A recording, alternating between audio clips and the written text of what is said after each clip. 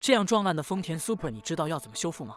一大早，运输事故车的板车已经到位，除了一辆黑色涂装的事故车丰田 Supra 之外，还有一台皮卡外加白色的跑车。为了避免车位漆面受到2次伤害，他们特意将车尾包裹上了塑料布。据说这是一种能够在运输过程中保护车漆的薄膜。通过车尾的标识可以看到，这台车全称应该是丰田 GR Supra。当年丰田的 GR 事业部由丰田章男亲手打造，主要是为了研发丰田自己的性能车。目前发展为丰田公司的赛车事业部。经过一番折腾，这台丰田 Supra 已经被安置到空旷地带。远处看这台丰田轿跑车，像极了著名的丰田86。两台车实际参数对比，丰田 Supra 比86轴距有所缩短，宽度却增加了3英寸，底盘更加稳健，操控也更加灵活。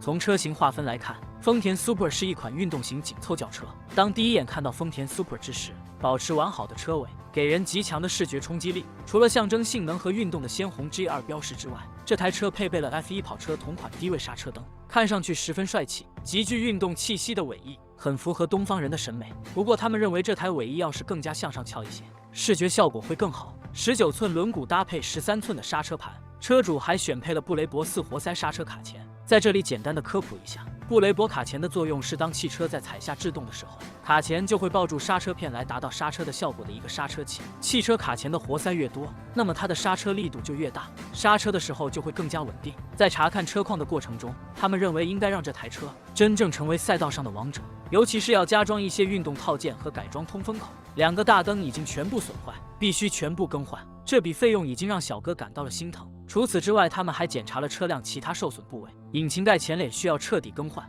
车顶需要钣金，发动机受损状况目前暂不明确。所幸的是车身框架没有受损，不会对后期的使用造成安全隐患，而且4个轮毂全部完好，又可以节省一笔不菲的资金。打开车门后，车辆驾驶室只能用一片狼藉来形容，主气囊、副驾驶气囊外加侧气帘全部弹出，好在撞击没有对驾驶室的硬件造成损坏，座椅气囊也保持完好。在小哥看来，这种损伤在可接受范围之内。他们原本打算监测一下发动机状况，很快发现车辆处于亏电。由于这台车属于紧凑级跑车，车内驾乘空间较为狭小，1.8米以上的人坐在其中会很不适应。车辆内饰采用碳纤维材质，还搭载了一块6英寸中控屏。打开引擎机盖，搭载了一台3.0升排量的直列6缸涡轮增压发动机，最大扭矩500牛米，100公里加速4.3秒。从表面来看，发动机没有受损的情况。当时这台丰田 Supra 在行驶过程中钻到了卡车底部，前脸到车顶受到下压式撞击，水箱框架开裂纵梁轻微变形。在正式维修之前，他们要通过移动电源来尝试启动车辆，但最终结果令人失望，车辆没有任何反应。小哥的脸色顿时阴云密布。尽管还未开始正式维修，按照他们的惯例要给车辆来一次全车清洗，主要的作用是能够更好地看清楚车辆的受损情况。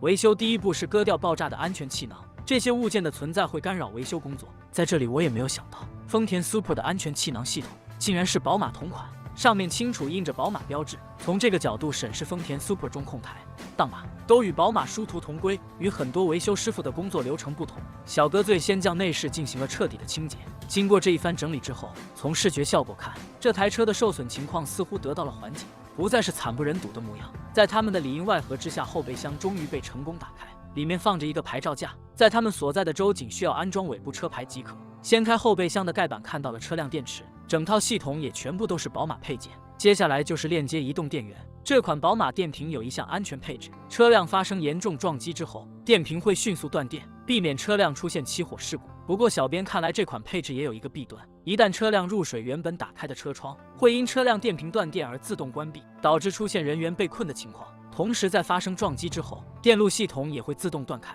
再想重新启动就需要对电瓶进行修复。刚刚车辆未能启动，原因就在于此，要想修复只需要将跳片重新调整到位即可。只不过由于电瓶火药失效，下次再发生碰撞，电瓶就不会自动断电。随着接通电源，仪表台显示车辆行驶里程仅只有2400多英里，一旦修复之后就是所谓的2000公里准新车。轻微瑕疵以修复价格绝对很美丽。就问你是否心动。此类事情懂得自然都懂。随着小哥点火，车辆发动机瞬间爆发强有力的轰鸣。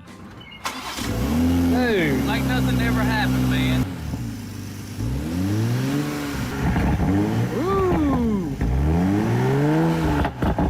值得注意的是，轰鸣声中夹杂着一股杂音。下一步工作就是对受损部件进行逐个拆除，前保险杠、轮毂、翼子板、车灯逐个拆下。左侧车灯实在可惜，仅仅是1厘米长度的碎裂，已然是无法修复。一个车灯价值高达1200美元。右侧受损情况不容乐观，就连挡泥板都已经碎裂。至于车灯，早已经是碎成了渣渣。接下来就是对水箱框架散热器进行拆解，期间发现一个惊喜，防撞梁竟然毫发无伤。有些车贩子看来，这种事故车依旧可以定义为小事故，事实上它已经身受重伤。此外，他们还发现车辆存在一定程度的漏液问题，那就是涡轮中冷散热器喷水情况非常厉害。这种小漏点，尽可能还要以修补为主，毕竟这台车的配件都是来自宝马，价格并不亲民。至于受损的纵梁，他们决定要用电烤的方式对纵梁进行加热，而后进行轻微的校正，同样可以达到理想效果。在拆解过程中，他们发现车辆传动轴已经移位，这是导致发动机异响的根本原因。在修复传动轴的过程中，他们正在考虑降低车身底盘。修复好传动轴之后，这台车已经可以正常行驶，但是整台车的修复工作还远远没有结束。It is one. Oh. 经过漫长等待，他们终于将修复这台丰田 Super 的全部覆盖件采购到位。在安装之前，还需要对散热器进行一下维修。小哥秉持勤俭节约的优良传统，花100美元更换散热片，不如花20-30美元修补一下，顺带从修理铺买一些冷却液，直接可以解决2个问题。在美国，汽车各个部件都有专门的维修中心，一切就绪之后便可以加注冷却液。在等待过程中，他们开始对纵梁进行调整，方法十分硬核，就是用叉车进行拖拽之后用卡尺进行矫正，效果十分完美。这种测试纵梁角度的卡尺售价应该有400到500美元。处理好纵梁的问题，拆开覆盖件的包装和准备开始组装。丰田 Super 前脸部件大多数都是以螺栓链接，几乎不需要用到焊接工艺。鉴于丰田 Super 车灯的价格十分昂贵，他们选择购买副厂件，费用是原厂车灯的1半。不过也会带来一个问题，随着使用时间的增加，车灯可能会出现发黄的迹象。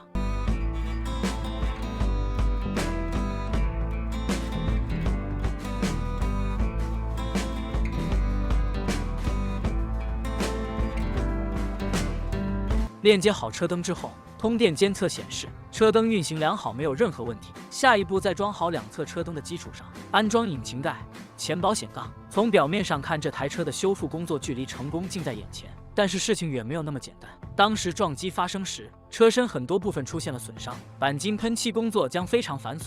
对于丰田 Super 这种车型而言，轻微的车身损伤可以用这种特制玻璃纤维进行修复，最后用腻子找平。最后一步就是喷漆，丰田 Super 专用黑色喷漆，不是一个容易购买的物件。辗转3家车漆店，总算是采购到位。局部喷漆整套工作并不简单。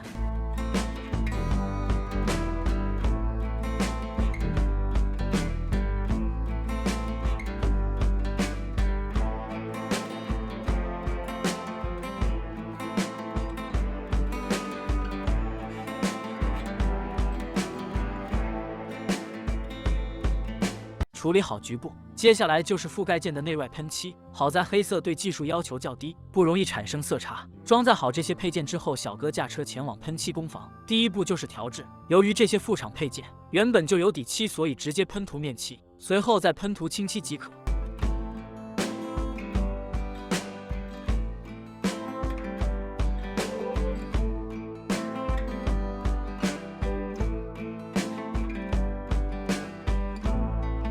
喷涂好清漆的引擎盖，顿时呈现出一种独特的光泽。在维修过程中，鉴于2个车门也有车漆损伤的情况发生，所以要对车门进行一番喷漆。这台车最后的喷漆面积可能要达到1/2。在送进烤漆房之前，他们特意拆掉了大灯，装上拖车之后，这台丰田 Super 随即被送往烤漆房，用烤漆房的专用工具进行喷漆，这样喷漆的效果要比自己在家喷漆的效果更好。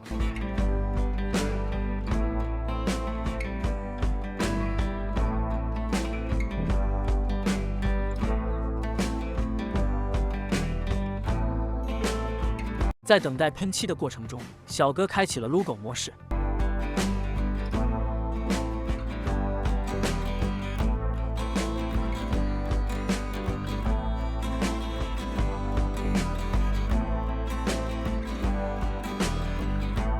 经过一整天的努力，喷漆工作最终胜利结束。通过专用烤漆房与小哥自己的工房对比，现在已经可以发现问题。同样的车漆在自家工房却达不到想要的效果，这是因为自己的工房不具备封闭条件，尤其是晾干的时候，窗户上可以随时吹入带灰尘颗粒的空气，这样一来喷漆效果自然不佳。而专用烤漆房拥有特制的通风设备，这些设备都安装了空气滤芯，确保进入空间的空气处于干净状态。为了确保漆面厚度，小哥要求喷涂2遍清漆，晾干之后的车漆在阳光下呈现出亮眼的金属颗粒。至此，这台丰田 Super 的修复工作已经完成了80%以上，还剩下最后的收尾工作，那就是恢复车辆电路系统，安装车灯，对车辆进行小范围的改装，使其达到理想效果。这个时候，小哥有时间购买一些装饰件，在安装这些配件之前，要按照惯例对车辆进行一次抛光打蜡，使其达到艳丽光滑的效果。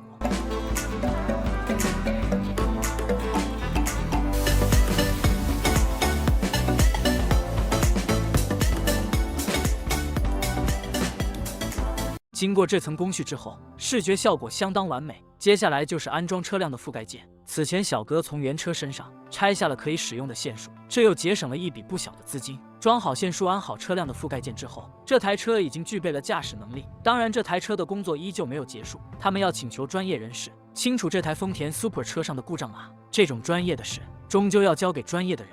清除故障码需要用到一套专用设备，价格同样不菲。这次他们依旧临时决定要自己动手丰衣足食。通过将故障码电脑连接车辆本身之后，故障码清除工作的难度显然超乎他们的预期。清除工作需要相当强的专业性，想要自己独立完成，需要一个长时间的试错过程。然而背后的时间成本让小哥感到难以承担，所以术业有专攻，他们最终将这项业务交给自己的朋友完成。同样外包的工作还有安全气囊，因此这个过程小哥并未在视频中展示。就在同一时期，小哥通过快递收到自己在网上订购的一整套车辆排气筒。之前很多观众发现这台丰田 Super 排气筒没有任何损伤，但是小哥作为改装小能手，自然要换一套自己喜欢的排气筒。原本他们还计划改装车辆的通风口，外加降低底盘高度。现在由于家里修建山间别墅，这个改造计划暂时要被迫裁减。在改装过程中，排气筒的包装箱频频上演特写，由此可以推断，这套排气筒是小哥背后赞助商提供。毕竟小哥是一个拥有数百万粉丝的大咖，